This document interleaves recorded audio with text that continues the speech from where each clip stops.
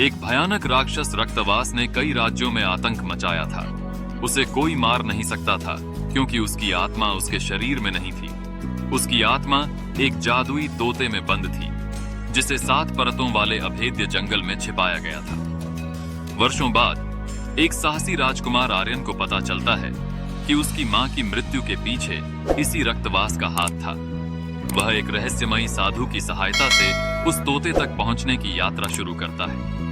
इस यात्रा में उसे छलिया नागिन, बोलने वाले वृक्ष, धोखेबाज बंजारे और आत्मा खींचने वाले जलप्रेतों से जूझना पड़ता है। पर क्या आर्यन उस तोते को ढूंढ पाएगा? क्या रक्तवास अमर रहेगा? और जब आत्मा उसके हाथ में होगी तो क्या वह उसे नष्ट कर पाएगा?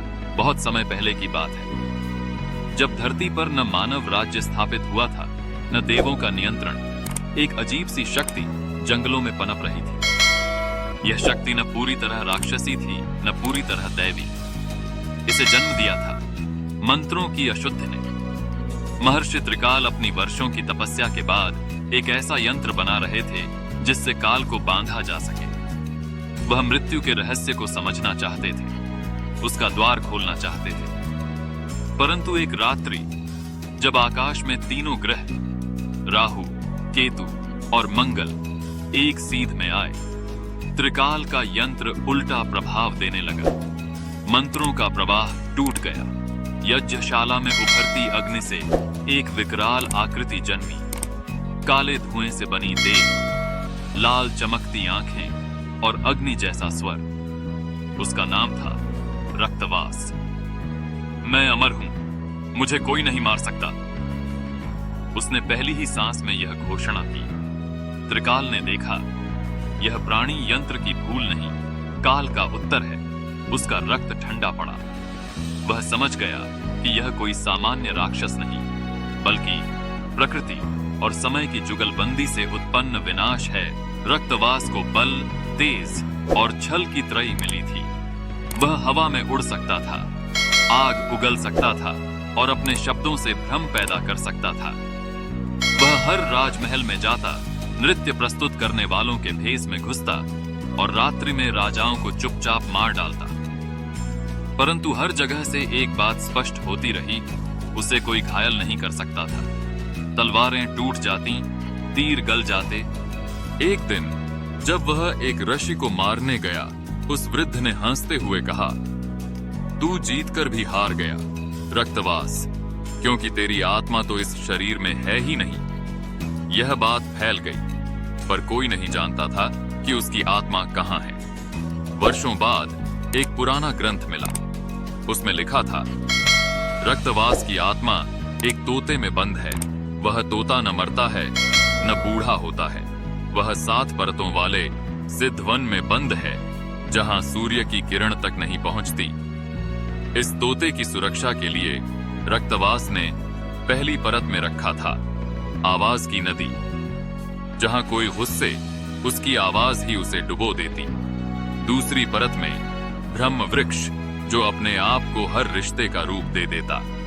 तीसरी परत मनमाया का वन, जहां हर इंसान को उसके सबसे प्यारे की छवि दिखाई देती है।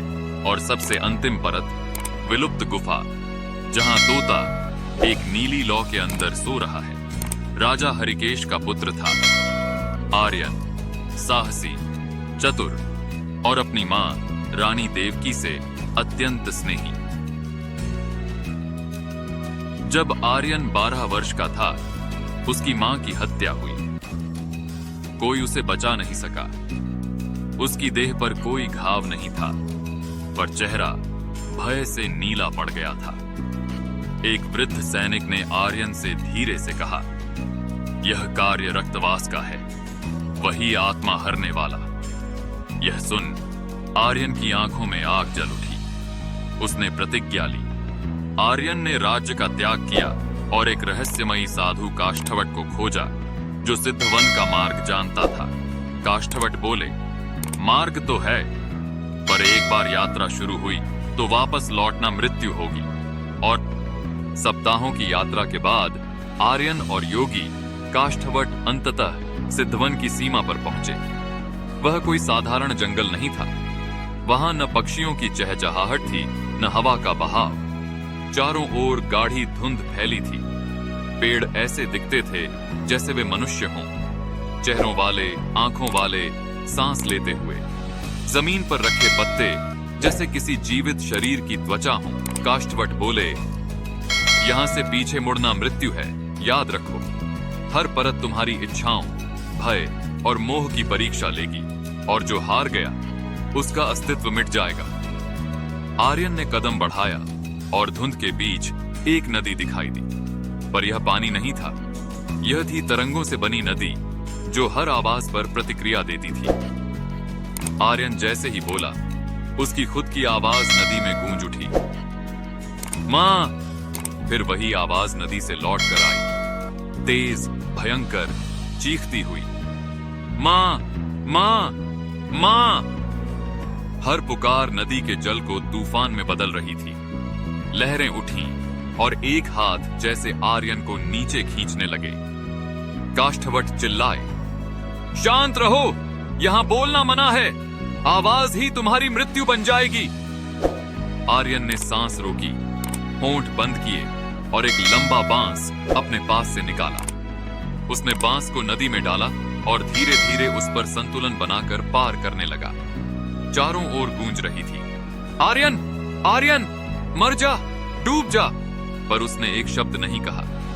जब वह दूसरी ओर पहुंचा, उसकी कमर तक पानी में भीग चुकी थी, पर उसकी आंखों में अब और भी दृढ़ता थी। अब वे पहुंचे एक ऐसे क्षेत्र में जहां हर पेड़ किसी प्रियजन का रूप ले लेता था। आर्यन को सामने से उसकी मां आती दिखी, रानी देव की।